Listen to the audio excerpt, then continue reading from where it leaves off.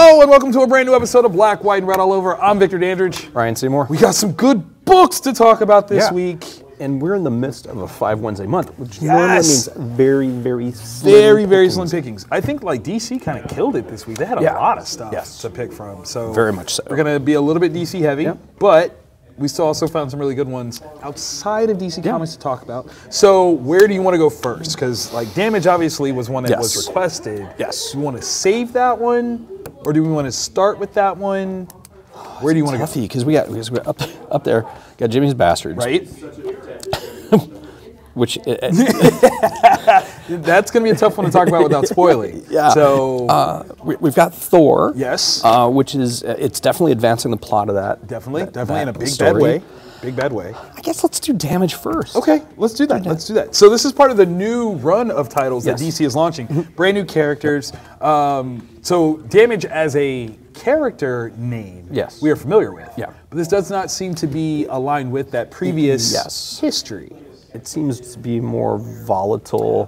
Quite a bit, quite a bit. It's like a combination of other things, though. It's like if you take Our Man and the Hulk, put it together. Yeah. That's what I feel. Yeah, because that was my initial vibe. Right. It was like, oh, here we go, Hulk, Savage Dragon without the fin. Without the fin. And then like there's this time limit. That was kind of an interesting thing. I was like, this is new. Yeah. This is new. I like that. It's a plot device that can be used later. Very much so. Could be cool. And if it does fit into the DC history and there is an Our Man thing, that could be kind of fun. I would like that a lot. So this was fun. Okay, so it's Damage number 1. It's Tony Daniel on story and pencils, and then Robert Venditti also on story. Yeah. This is a very beautiful looking book. Yes. It's very well amazing. done. The cover, it folds and it does stuff. It looks like it should connect to other covers. It does. Oh. I wonder if, I think it does. I could be mistaken because I'm wrong about a lot of stuff. I mean, this one though seems like we're both on the same page. So if you're wrong, I'm wrong. And we can't both be wrong. That's just like a weird genetic thing. Like universal soldier. Yeah, like no, there's no way we both are going to be wrong. Like, that's just, that doesn't happen. It's either you or I, but never both of us. That's Shakespeare. But no, this was a good issue. Like I think as a jump one, fantastic. Once again, don't need to know much. Nope. And then the people at the end are like, hey, if you were a kind of casual DC reader, here's the hook. Check this out. Yeah. So I mean, you can't go wrong with that. Yeah. Like it's solid. And where next issue picks off. Yes. Very much tie it into everything. Yeah. I think that's solid. I think that's a good way to go. So I'm excited for this one. This one looks like a fun series. I hope this one sticks around. Yeah. Definitely. All right, where do you want to go next? Let's do Thor. Okay. Not bad, not bad. Thor 703. Okay, so the villain of this one. Yes. This is an old character. Yeah, hasn't been around for a while. For a long time. Mangog. Like one of those weird Kirby drawings that he did like at one point. And you're like, all right. It's got like a tail and maybe some stuff. It's like a chameleon jacked up on. if a chameleon got like Bane's venom, mixed it with like Trace Loco, and just chugged it. And just chugged it hard. It was like a Mangog. Let's go kill some Asgardians. Definitely a brutal force. Yes. I like that presentation. That Mangog is a freaking problem. Like that's amazing. Yeah. He's ripping through everybody. Like what he did to Heimdall? Oh, dude. That is not okay. Dude, that is not okay. And then his little jab at him as he did, I was like, yo, it wasn't polite. It wasn't polite. Like it's one thing to brutalize in a manner, right? But don't make fun of it. Like that's very Freddy Krueger-esque. Like Freddy would kill you and make fun of you about how you die. Like what do you do about that? There should have been like a flag 15 yards and penalty for taunting. Personal. Hold on. Like you can't do that. You know, that's but not cool. you couldn't pay me to throw a flag at Mangog. No, it might set him off. No, it would definitely set him off. You throw a flag at me? I'm not ejected. You're ejected. Like your heart. And your kids, and your family, and your pets. I'm dying. It's not worth it. I feel like this is probably going to be one of the most emotional arcs of Jason Aaron's run on Thor. Because it was building, and what I thought was going to happen. Oh my goodness, I did too. I was like, oh, And I think honestly that's an inevitability. Yeah. So it has to get to a point where things are so bad. Yeah. That choice has to happen. Yeah. And that's huge. I mean, that's true heroic storytelling. Yeah. Because it was heartbreaking. Like it is. The beginning part, right? Where what you thought was, and it turns out, yeah. Oh my gosh. I was in a place. I was in a place. I'm not gonna lie. Yeah. I was definitely in a place.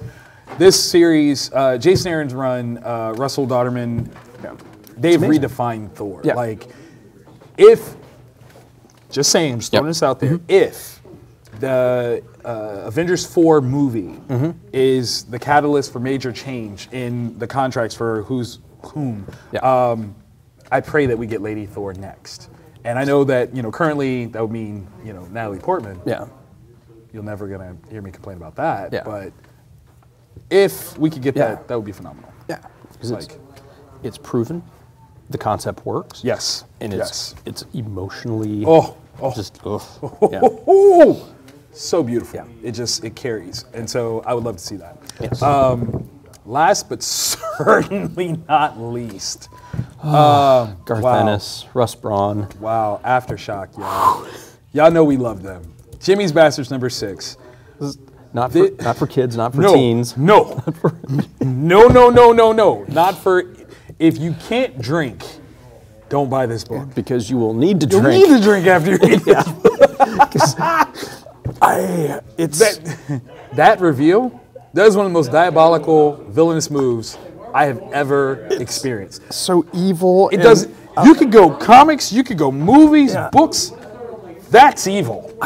Is it brilliant or is it just messed up? All of the above. Because I thought, because as the dialogue is going on, you're like, wait. That's where they're tied together. That's weird. That sucks. No. No. That puppy. It's just for every high five that he ever warranted, because that's an immediate take back. Like, he is on -5s right now. Yeah. He's got insufficient 5s to give. Wow. It's kind of horrible. In this day and age of sexual harassment and the Me Too movement and things like that, this hits really hard. Yeah, because it's not just like James Bond doing James Bond stuff. I mean, because it started that way, but as society has changed and moved on, this takes like a harder note. Yeah. If you put it in that context, like I see sociology classes using something like this and being like, what if? What if this was your sister, your mom, or your daughter? Yeah. How would you feel about somebody approaching them like this? Yeah. Huge conversation points. Yeah. Garth Ennis, man. It's horrible. It's I horrible. swear. Like, he always finds, like, if you go back through his catalog, you can go, like, he always starts off with, like, this path where you're like, okay, I know what this is. Yeah, this is where it's going. I feel it. This is normal. And then he's just like, and it's like death metal version of what you thought it was. The Pro, Punisher, Preacher, Boys. Oh my God. Like just everything. Hitman. Yeah. Like, oh my gosh, Hitman. Right? The Gotham Zoo. Yeah. It's just.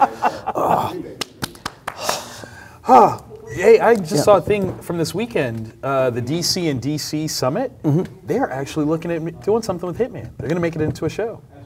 That's like a legit thing. Like Jeff Johns said it himself. They are actually looking at that. I want to go to there. Right? Oh like, my gosh. Please and thank you. Cast me as Baitor. Whoa. Of all characters. Of all. Okay. I've already got the dialogue memorized. Never mind. It's just. Okay, we got to take a time out now. While we take that time out, how about some honorable mentions? All right, so honorable mention wise, we did nothing that was the same. Like we went totally as same as we were for the main part. But at the same time, we are the same because we both pulled DC and Image. Yeah. Synergy. I like that. Yeah. I like the way we did that. That's excellent. Where do you want to go first? All right. Super Sons. That's the conclusion of that. This is it not? This is the conclusion of Broken Future. I hadn't read any of that, but I'm looking at the roster here. It's Peter Tomasi. We've got Patrick Gleason and my dude Tyler Kirkham. So I was like, I gotta kind of check this one out. Beautifully done book, obviously. Without knowing everything that happened, this was like a nice wrap up. Like I feel very completed without having seen everything else that happened. Yeah. Like that's, how do you do that? Like that's just really well done. And these guys are master storytellers. It's definitely a piece that if you've been following this particular story arc, the questions that I have, you must already know, and that's gotta be a really cool thing. This looks like it sets the stage for some future events in DC's new history. So definitely a cool venture, a nice little framework. Very nice. What about you on your DC side? Also with Mr. Gleason. All right, so Tomasi Gleason, right? Superman number 39, DC Comics. Oh, nice. This is like the total opposite of a Ryan book. Oh. In all honesty. Okay. But I loved it. I absolutely loved it. Okay. Right. So Superman's fighting the demolition team out in front of the hospital. Right. And then him and the Justice League take the entire cancer ward on a visit to the Watchtower and then a visit to the moon. That is amazing. One of the kids gets Batman to smile. Like it's just this, it's a one and done, just like super heartfelt story that like it warms the soul. This is what the Silver Age is all about. Oh my God! Did they really? Yeah, forever and ever. Like it's just it's amazing. Anybody can pick this issue up if you're looking for a Superman story that does harken back to the Silver Age, and it's like all ages friendly and full of heart. It's called Goodnight Moon. Yeah, seriously, Superman 39, a definite pickup. Yeah, that was really good. That looks good. Okay, I like that one. I jumped into the Family Trade number 4. Now again, another series that I had not read before, but I'm looking at names here. I'm like Justin Jordan, we got Nikki Ryan, and one of my faves, Rachel Deering, who does lettering. Rachel used to live here in Columbus, so kind of a, hey, hearts. This book is amazing. So good, in fact, I have literally asked, do you have any more? Yes, that is true. And we have to get a reorder of a particular issue. I need number 3. This is like an anime series for like young adults, I would say. It's not like too crazy, not too over the top, but the artwork is beautiful. I mean, check out the watercolor rendering. It is phenomenal. Shout out to Morgan Beam for the art because, wow. Yeah, wow, it's very cool. It's very sweet, very clever book. The cover is so nice. I mean, I love this Stark, showcase of it. I'm taking it home to my lady, so we'll see if she likes it because she usually likes fun covers and then beautiful stories. So nice. That'll be the true test. Does she like it? What sort of horribleness did you get into, sir? As much as Superman was not a Ryan book, although oddly satisfying, Ice Cream Man is. It's Image Comics. It is written by Prince, drawn by Morazzo. I don't know. So, all right, so there's this kid, and I'll let you flip through. So, anyways, there's dead parents. There's the skeleton of a cat in a purse. There's a werewolf, maybe. I saw there was a preview of this one, and the preview ends right about there. No. The preview ended here. Oh, so I'm like, I know something terrible is about to happen. Something does. That's a little bit of supernatural, a little bit of X-Files-ishness to it, but maybe like in a Smallville sort of where everything's going to be self-contained in this one little town. This is